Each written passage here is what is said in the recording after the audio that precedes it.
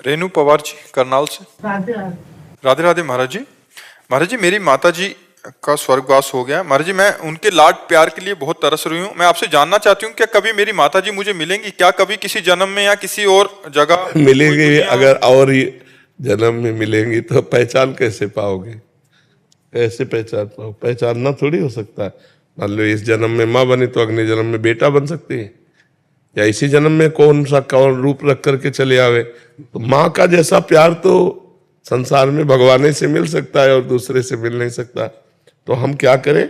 हम भगवान का भजन करके अपनी माँ को समर्पित करें, तो जहां भी होगी उसका मंगल होगा। इंसान जाता कहाँ है महाराज जी मरने के बाद? अगर पाप कर्म हुआ तो नरक जाता है, पुण्य कर्म हुआ तो स्वर्ग जाता है। अपने पाप और पुण्यों का भोग भोग कर फिर मृत्यु लोक आता है। पुण्य क्षीणे मृत्यु लोके विसंति। एक अपराध की भारत में ऐसी सजा है कि 20 साल सजा, आजीवन कारावास या फांसी की सजा एक ही अपराध में तो होती है। हमारे कितने ऐसे अपराध है ना भारत सरकार से दंड मिला है ना हमने प्रायश्चित किया है, तो उन पापों का फल नरक में तो भोगना पड़ेगा। अगर नरक में नहीं भोगना तो अभी नाम जप कर लो, भगवान का आश्रय लेकर के उन पापों को नष्ट कर दो, नहीं तो तुम्हें नष्ट कर देंगे। तो कहो एक कल्प रहना पड़े नरक में। ऐसे जो हमने पाप किए हैं उसका हम यहाँ भुगतान कर सकते हैं महाराज जी, कि हमें जाना ना पड़े नरक? हाँ, बिल्कुल कर सकते हैं, बिल्कुल कर सकते हैं। भजन के द्वारा, तीर्थयाटन के द्वारा, दान पुण्य के द्वारा, परोपकार के द्वारा, और सबका फल मांगे कि मैं निष्पाप हो जाऊं, मैं भगवान को प्राप्त हूं। तो फिर भगवत प्राप्ति ही ना होती अगर पाप नष्ट ना होते। तो निष्पाप पुरुष ही भगवत प्राप्त होता है। तो निष्पाप तभी हो जाता है जब नाम कीर्तन, भगवान की लीला कथा श्रवण, भगवान की लीला कथा गायन, नाम जप, दूसरों को सुख पहुंचाना, इसी से हमारे पाप नष्ट होते। महाराज जी, समझदारी तो इसी में कि यही आप बुद्धिमानी तो तभी। अभी देखो पीछे वाले बैच में एक बच्चा नहीं कह रहा था मुझे भय रहता है कि मुझे मरना है, मेरे से कोई पाप न बन जाए, कोई गलती। हमका कितना बढ़िया पवित्र हृदय है, नई अवस्था है, पर वो कह रहा मैं भयभीत रहता हूँ, मेरे से कोई पाप न बन जाए। तुमका तुम बहुत अच्छे महात्मा बन जाओगे अंदर से। जो भयभीत रहता है कि मेरे से गलती ना हो जाए, वो निकल जाएगा, और जो गलतियों में निर्भय होके जाते हैं वो फंस जाते हैं, नष्ट हो जाते हैं। विराली जी, सूरत से। महाराज जी, आपके चरणों में कोटि कोटि प्रणाम। महाराज जी, भक्ति का मतलब है स्वीकृति और समर्पण, मतलब जो परिस्थिति आए उसे स्वीकार करना और ठाकुर जी श्री जी की शरण में रहना।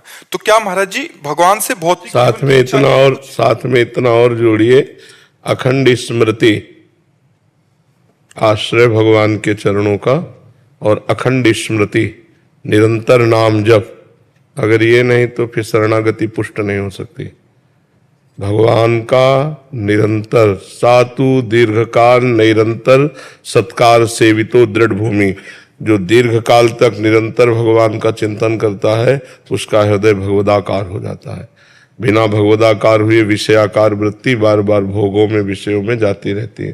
तो शुद्ध भक्ति का स्वरूप है तदर्पिता अखिलाचारिता तद्विस्मरणेन परम व्याकुलतेति। समस्त आचरण भगवान को समर्पित हो और भगवान के एक क्षण के विस्मरण होने पर भी परम व्याकुलता हो जाए।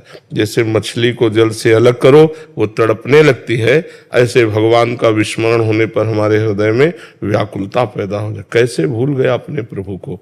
तो निरंतर स्मरण, भगवत शरणागति, भगवत चरणारविंद का आश्रय, तो भक्ति पुष्ट होती है। आप क्या जानना चाहते हो? महाराज जी, क्या भगवान से भौतिक जीवन की इच्छाओं के लिए कुछ भी मांगना सही है? क्या ये स्वार्थ नहीं? क्या भगवान को अल्पज्ञ जानते हो क्या, कि भगवान को ज्ञान नहीं? जब आप शरणागत है तो भगवान को सब पता है कि आपको कब क्या चाहिए, तो अपने आप विधान करेंगे। जोई जोई प्यारो करे सोई मुहि भावे। मैं क्यों भगवान से मांगू? कोई भगवान अल्पज्ञ है क्या कि उनको पता नहीं मेरी परिस्थिति का? यदि मेरी परिस्थिति को जानते हैं और मुझे ऐसे ही रखना चाहते तो मैं ऐसे ही रहना चाहूंगी, मैं अच्छा नहीं बनना चाहूंगी। कि अगर हमारी सब असुविधाएं हैं, दुख है, विपत्ति है, मेरे भगवान जान करके इसमें राजी हैं, तो जरूर कोई मंगल विधान है, मैं इसी में रहना चाहूंगी। मैं अपनी इच्छा के अनुसार भगवान की इच्छा का विरोध नहीं करूंगी। मैं अपनी इच्छा को नष्ट करने की बात करूंगी, लेकिन भगवान की इच्छा है कि मैं दुख भोगूं तो मैं दुख भोगूंगी। उत्तम बात तो यह है। फिर इससे नीचे की बात है कि अब रहा नहीं जाता तो मैं किसी से न कहूं, अपने प्रभु से कहूं।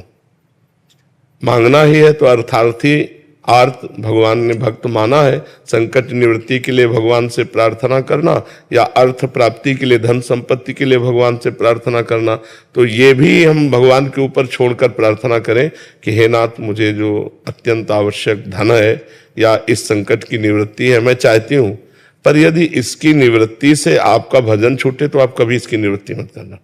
ये भी छूट दे देनी चाहिए भगवान को, नहीं अश्रद्धा हो जाएगी। मांगना चाहिए लेकिन वो बहुत नीचे धरा का भक्त है।